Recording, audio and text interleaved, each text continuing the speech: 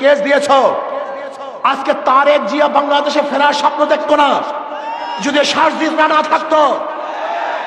আজকে তোমার নেত্রীকে চিকিৎসা করার জন্য বিদেশে পাঠাতে পারত না যদি আজকে ওরা না থাকতো। আজকে খোলা আকাশের নিচে মাঠের মধ্যে রাজনীতি করতে পারত না। ওরা জীবনের মায়া ত্যাগ না করে ওরা আন্দোলন না করতো। কিন্তু আজকে যাদের মাধ্যমে নেত্রীকে চিকিৎসার জন্য ব্রিটিশে পাঠিয়েছ, তোমার নেতাকে বাংলাদেশে আনার ব্যবস্থা করতেছ, আজকে নির্বিঘ্নে রাজনীতি করার সুযোগ পেয়েছ। আজকে সত্য কথা বলার কারণে সেই শারজিনের বিরুদ্ধে কেস দিয়েছ। বাংলাদেশের মানুষ তোমাদের এই ঔদ্ধত্য কোনো অবস্থাতেই মেনে নেবে না, মানতে পারে না। আজকে সাদা পাথর লুটপাট হয়ে যাচ্ছে। আমি বক্তব্য দিয়েছিলাম পাথর কৌড়ি ছেড়ে দেওয়ার জন্য, আমাদের খনিজ পাথর উত্তোলন করার জন্য।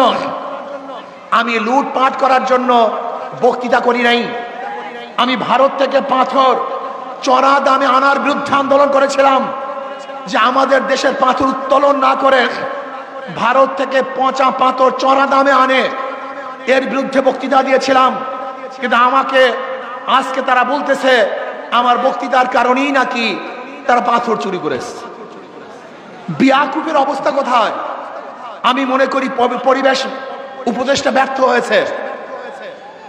তিনি ব্যর্থ হয়েছেন। তিনি পাথর কৌড়িকে ছেড়ে না দিয়ে বরং লুট করার ব্যবস্থা করেছেন।